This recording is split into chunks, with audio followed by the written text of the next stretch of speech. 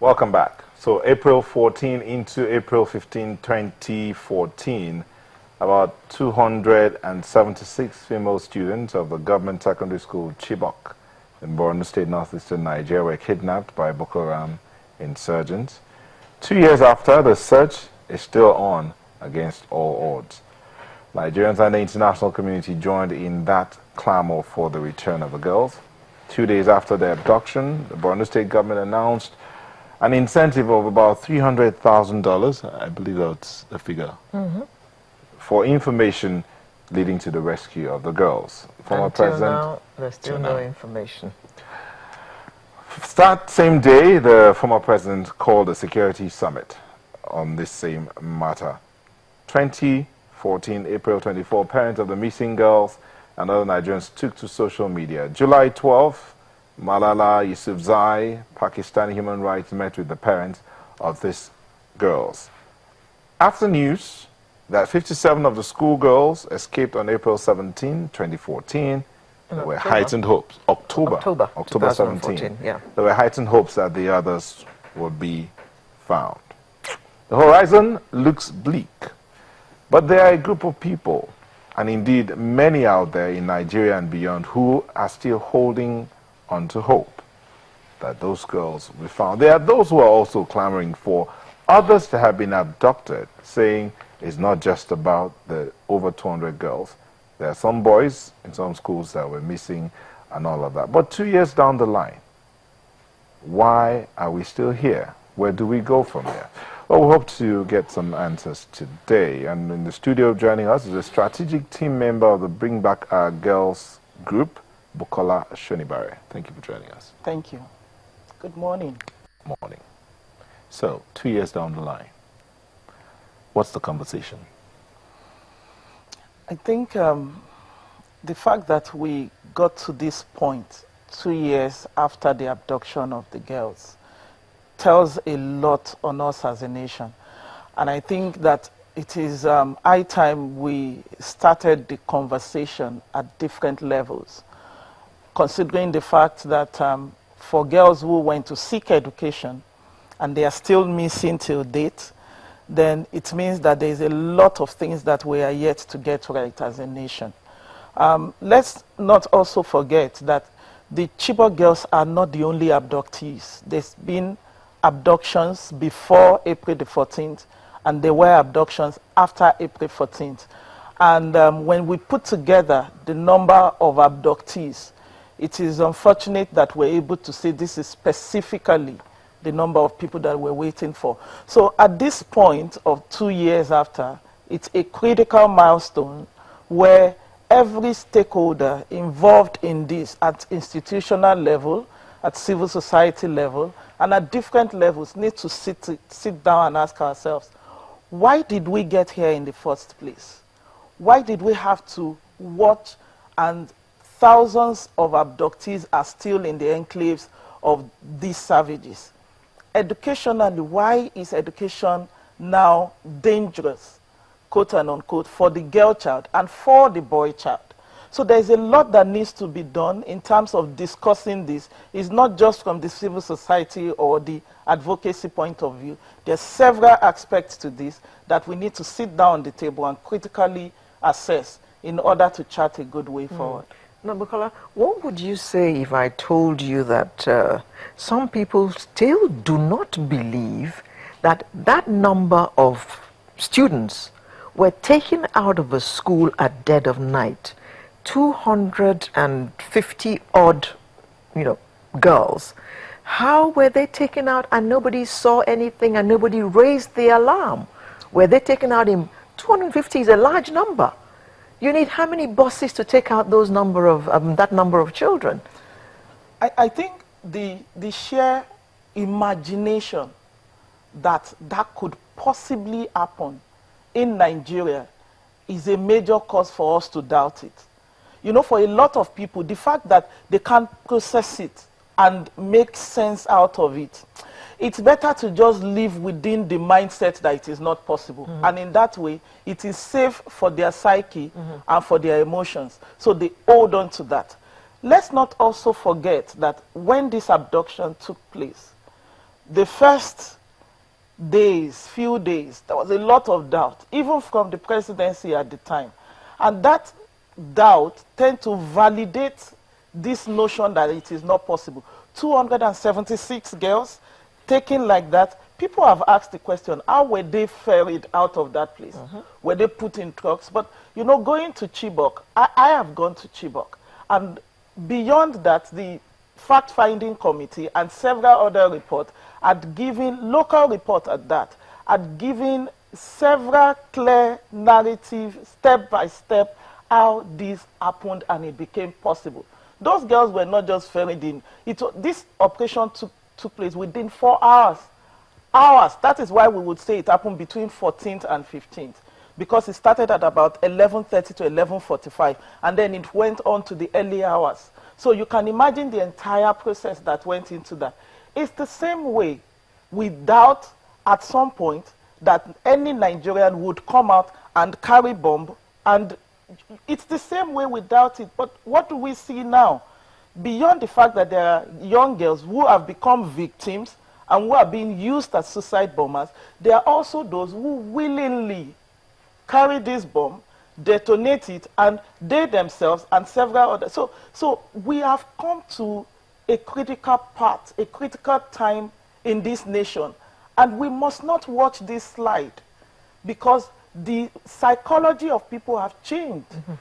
The notion have changed, and we need to sit down, look at this, look at what informs it, what it means to us as a nation, the implication of it, the consequences, what does it portend for us 5 years, 10 years, 15 years, so that we can deal with it appropriately. Okay. Now, a number of girls were able to escape, I think about 5 or 6 of them. 57. Oh, 276 were abducted.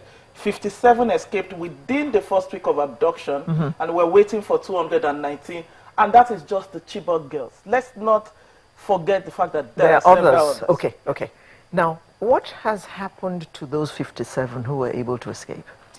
And this is where it becomes a bit painful for me as a Nigerian. I wish that we had taken responsibility as a nation for these 57, because they are our own 57 Malalas, and we can make them champion of girl-child education, because it is not just that they escaped. All of them wants to seek education, despite the fact that they had to dare what they went through. So in terms of the 57, some of them are schooling here in Nigeria, some of them are in a university in Yola, some of them are in schools even here in Abuja, in neighboring states within this place, and some of them are in the United States. I think I watched an interview with one of them in the United States. So, who was it that took responsibility for them? You're saying that we did not take responsibility for them, As Nigeria, as a nation. As a nation. What then has happened is different people coming to play different roles. There was no coordination of how we should deal with the 57, and what then happened was faith-based organizations, civil society groups, NGOs, local, international, came together, and they all, it's like a cake, and everyone is cutting their own piece and seeing what they can do with their own piece. Now, by cake, I don't necessarily mean that they are latching on their problem, but, you know, everyone, including the treatment of the parents, yes. including the treatment of the parent, there is no central ownership and coordination of everything that happens to them. So several people come, and but I love to learn in any process. This is the first time that something of this magnitude is happening to us, which is why I love the first question she asked. 2 years, you asked, 2 years after, what's the lesson for us in terms of moving forward? So this has created something for us to look at every point in time, every milestone. How did we fare? Did we respond to this appropriately? What would we do differently? What can we do differently moving forward, bearing in mind what is obvious? Sorry, Lara, you talked about we're at a critical point. Let's use that picture of everybody latching on. What do you think should be done to stop the individuals latching on, but get a cohesive system where issues like this, because education, yes, beyond the girl child, the issues about education are still there. There are still a lot who are not in school. When there are some people who say, bring back our girls here should be more like give education to our girls, not just the abducted ones, while we're waiting for them to be brought back. But what should be done in terms of cohesion to get this right? Thank you. Let's bear in mind that in this, the treatment of this issue has two different dynamics. And those dynamics are from the context of the two different administrations that we have had in handling this issue. The Jonathan administration and now the Buhari administration. What I have seen in this administration is that, you know, sense of trying to now piece all of this together and create cohesion, just like it said. Unfortunately, things has gone, quote and unquote, on for so long to the extent that we are at the point where there are several things, you know, that has happened before now. So trying to bring it together. I'll give you an example. On the 13th of April, just the day before the day of commemorating the second year, on the 13th of April, the Vice President's office and the NSA came together and held a high-level stakeholders dialogue where several stakeholders were got together, state actors, non-state actors, civil society group, all came together to discuss this issue, but not just the Chibok girls, but other victims of internal conflict. If such kind of forum was done earlier, we would have, at every milestone and every point in time, asked ourselves, what are we doing? Where are we right now? Where are we going? And it's a collective effort. But thank God that is being done by this administration, and we are hoping that that sense of collaboration and cohesiveness can continue so that we can learn from our mistakes and move forward from there. Okay.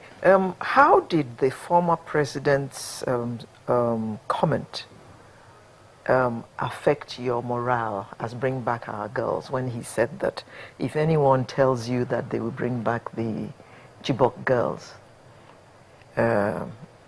it's a lie? You know, President Olusegun Obasanjo is a critical figure in Nigeria.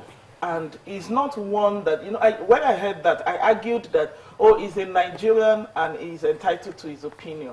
But, you know, somebody corrected me. He's not an ordinary Nigerian. Olusegun Obasanjo is not just an ordinary Nigerian. He's a critical part of our nation at this point. Not just because he's a former president, but because of the, you know, he's an elder statesman. We engaged him at some point. Now, when that comment came, as pessimistic as it sounded and as logical as it was, and considering the fact that it may have actually sold to some people who still believe that those girls are not missing, my take on it would be that at this point, as it relates to the girls, we should be careful of being absolute in our statement. Bearing in mind that Olusegun Obasanjo holds a critical part. Anything he says is taken seriously. So did it dampen my morale? No, because it's yet another opinion, even though it's coming from somebody we respect. There's been several facts. And thank God that this video that was released some days ago is a proof again that, yes, our girls are still alive. And the fact that they are still alive, it means that there's possibility that they can be brought back. But you do know that there are people who are picking holes in that video. In that video. So what are the reactions you've gotten? Because someone tweeted here and said they just showed 17, that no video has ever showed all of